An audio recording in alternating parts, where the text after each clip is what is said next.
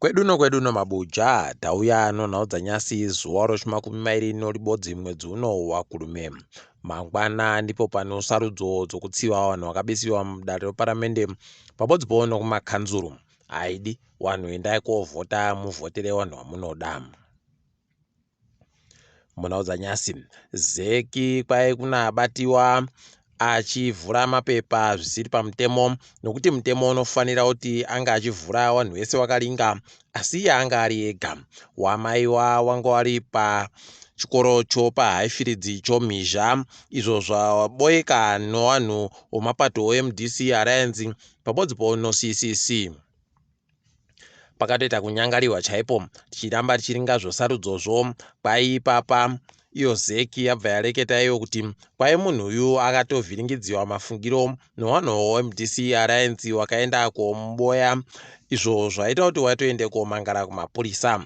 Tiribe kuziva kuti chii chaitika, tichagokunyepai kana paine zvimwe zvinenge zvabudika. Iyo ZEC yapinziwa mushishi nevanhu kureketa kwanyasi padandemutande nokuda kwokubudika kwaitika kuti zvinhu zvawakachinja mashandisiro azvo, zvakafanana nomavhi11 aye agonetsa gore ra2018.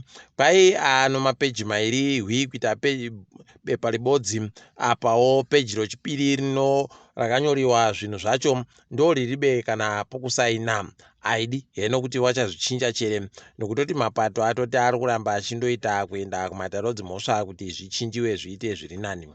Ipapo kare kwaboeka kuti nzvimbo dzemumaguta kune nzvimbo dziribe dzimwe nzvimbo dzokuvhotera, asi nzvimbo dzokuvhotera dzagara dzakanyorwa. Ipapa kwai kubvira kuMount Pleasant, Glenview North, Glenview South ndo dzimwe dzenzvimbo nokwekwe ndo dzimwe dzenzvimbo dziribe dzakashota nzvimbo dzokuvhotera. Ipapa paribagoziva kuti wanhu ikweyo wakaisiwepi kana kuti zvichatekaira sei.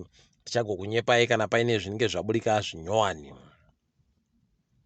Iyo ZEC yagoreketayo kuti kwai wanhu wese wanosvika panzvimbo dzokuvhoteradzo wachanyorwa mazita avo, kuitira kuti wagozikana kuti mbanani kana kwaitika dzihwa mupengo. Aidi heno kuti zvichatekaira sei, asi wamwe wagotoshira kuti ndo zvichasenzesiwa kumanzvimbo dzakataramuka ipapa kuti zvireke kubatsira mapato akazvimira egani.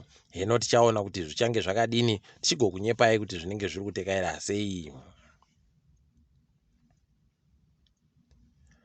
Kwai bato reZANU-PF ranga riri kuedza kuti riite zvinhu zvosarudzo ipapa kwai zvagoitika gore ra2008 27 Juni paye, kwakuti nyangwe newarairidzi wagoenda kuti ndinokona kunyora, kwai ndo zvada kuitika pokare. Heno kuti zvichabvumika chere, tichaona kuti zvichange zvakadini.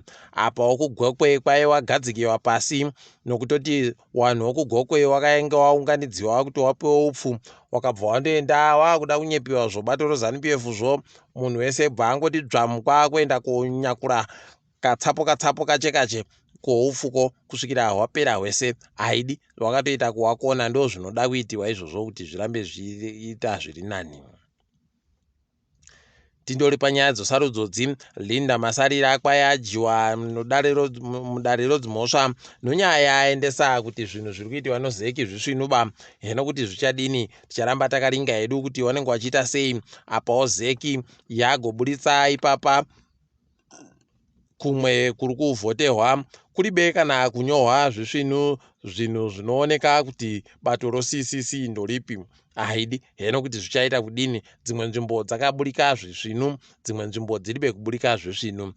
Pakaita kunyangarirwa chaiko, ticharamba tichigokunyepai zvinenge zviri kuitika. Kwai nyika yeZimbabwe noMozambique dzanyorerana pasi kuti Zimbabwe igotenge magetsi anoita mamiliyoni nemawati 50 kubva muMozambique kumakore 3. Tinozvitenda, tinoramba tichindoti maita basa wabi yedu, munoramba muchindotisimudzira kuti tireke kugoramba tiri murima isusu wabi yenyu. waMnangagwa nyasi waenda kumusangano unochokuita nomagetsi anogadzirwa nozuva nomvura nezvimwe zvakadando anozikanwa pachirungu kuti renewable energy.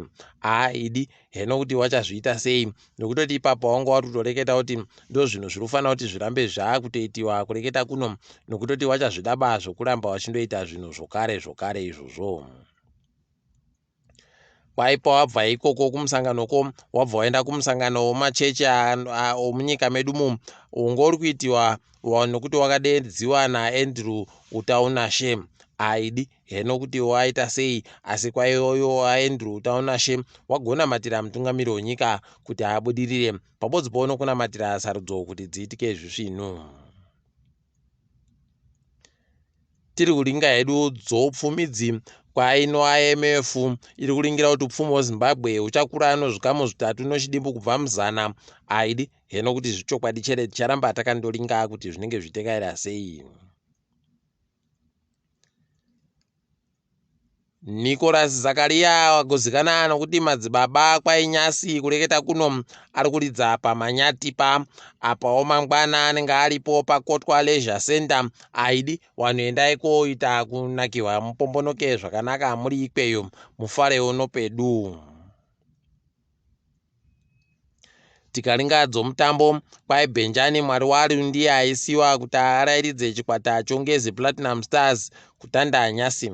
Tomutima korokoto nyangwe edu tiri kuziva kuti watodaedza kuti apinde kuchikwata chonyika zvisvinu. Ticharamba tichiringa kuti wanenge wachiita sei. Mutambo yebhora ramangwana kwai ZPC Kariba inenge ichitamba noTenax CS kunyamhunga. Kwai Herentals inotamba noCaps United kuNational Sports. Apawo Black Rhinos inenge ichitamba noBulawayo Chiefs kuSakubva. Ngezi Platinum Stars inenge ichitamba noChicken Inn kuBaobab. Bulawayo City inenge iri kutamba noTriangle kuBaba Fields. Aiwa ticharamba tichiringa kuti wanenge wachizviita sei tigokunyepai zvinenge zvaburikazvo mangwana. Tiringe dzopasi rese. KuSouth Africa kwai kwarambiwa kuti kusenzesiwe kapiritsi kanyowani kodziwa mupengo. Idi tinozvifadza tinoti waita hawo waita izvi nokuti waakushaya zvakaburitsiwa zvofaiza zviya kuti zvinogona kundovhiringa vanhu vazhinji ipapa wakaita kuriwara. Aiwa ngazviite zvakanaka zvitione kuti zvinopera sei. Tiri muSouth Africa pokare anonzi Nhlanhla Laxi Dlamini kwaya kugopedza kupera kosondo rino ari mujere hache akamirira kutongiwa. Ticharamba tichiringa kuti zvinenge zviri kutekaira sei. Ndiye uya agotungamira wari kunzi Operation Dudura waye. Ipapawo pokare nyasi kwaburika kuti kwai manhoko yanozuro wanhu wakaenda kumapurisa wakaenda kobata mumwe muPakistani aita basa rokunhadzirisa wanhu zvitupa nomapasipoti wasiri womuSouth Africa uye zvisiri pamutemo. Akatobatirwa ari muhofisi yoHome Affairs chaimo zvokutoita kuhwadza idi heno kuti zvichapera sei. Ticharamba tichiringa kuti zvinenge zvichiita sei. KwaAngola kwaisiwa mujere mumwe anonzi Carlos de Vicente nonyaya yokuba mari dzinoita mamiriyoni emari ekuAmerica 200 chaiwo. Tiri kuzvitenda izvi kwai apewa makore 20 okugara mujere nowakuru weikweyo. Ngazvidaro zvipere zvokubirana izvi. Somalia kwai kuno mumwe muSomalia aisiwa mujere uko upenyu hwese muKenya nonyaya yekuti kwai agoenda kopamba vanachiremba ukuCuba achienda kovapereka kuAl-Shabaab. Idi aita kuita kushinha chaiko murume watokona wamuisa mujere kweupenyu hwese. Tinovemba kuti zvichaita kuti wamwe wareka kugoita zvakadando.